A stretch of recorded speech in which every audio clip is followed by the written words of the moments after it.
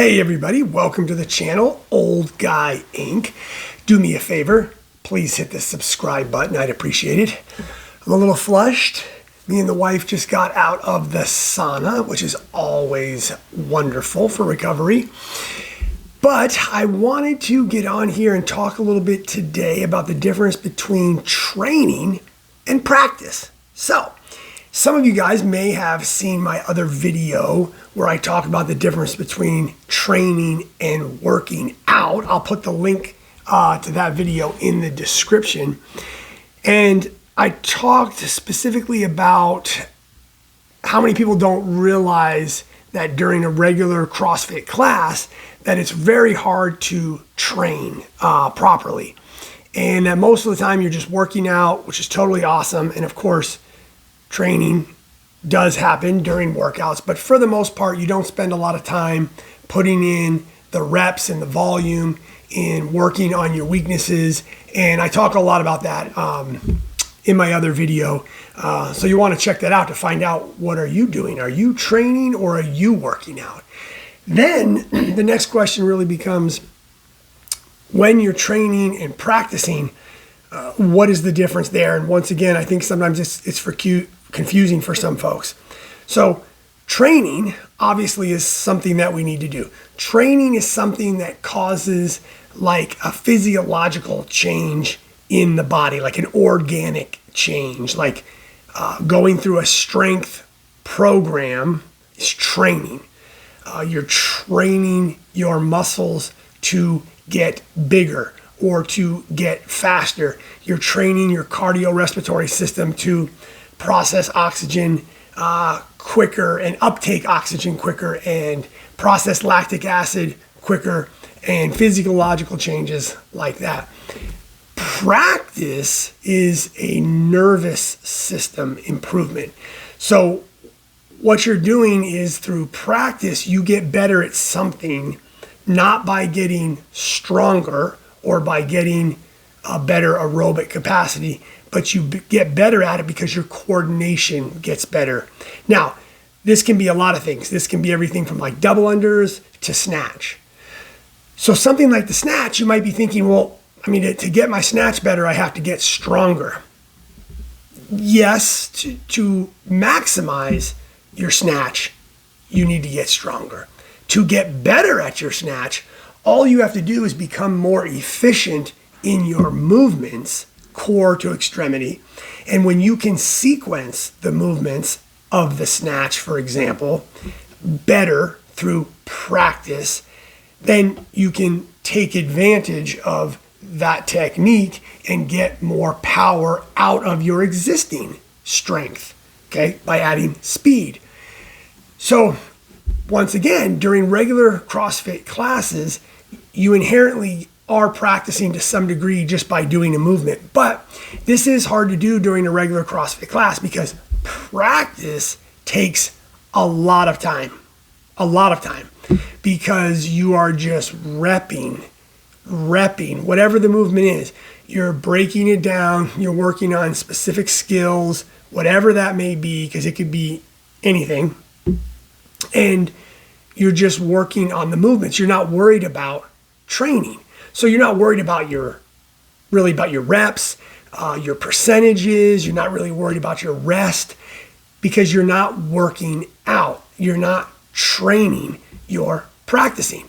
So you could practice for a long, long time. And if you want to get good at something, you have to make sure you're practicing as well as training. So once again, just to use the snatch, because it's probably one of the most complex movements we do in CrossFit, to be done correctly, it takes years and years and years of training and practice to kind of reach a pinnacle.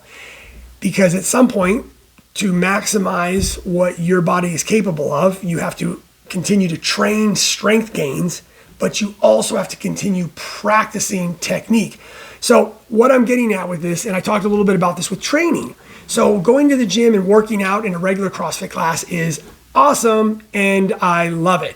However, a lot of times it's hard to train appropriately in all the different components of fitness, especially if you're interested in doing any sort of competitions, or if you just have specific weaknesses that you in particular want to get better at. I mentioned muscle ups, like ring muscle ups is a really good example, because most gyms don't have a class set of rings. So you just don't get a lot of time to train on the rings and improve your strength through actually doing the movement. You certainly get incredibly limited amount of time to practice. So in order to practice the snatch, we can all use a PVC pipe. We can use a barbell. That is something that we can work into a regular class. If you have a good class programming, you are going to get some practice, right? In coaching cues, there is some practice that can kind of be put in with your training.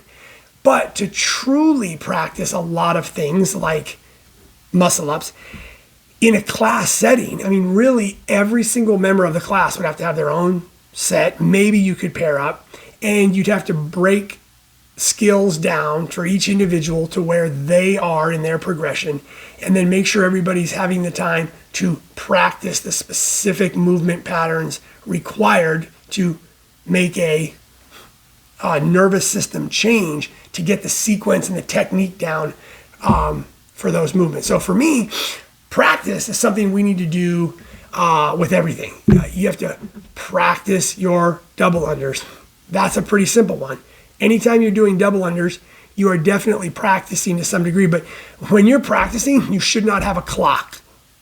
You shouldn't be going for a certain amount of reps, a score, a certain amount of time. That's not practice, that's working out. If you're practicing, you're simply working on technique work. Now, if you're by yourself, that means you should probably be videotaping yourself.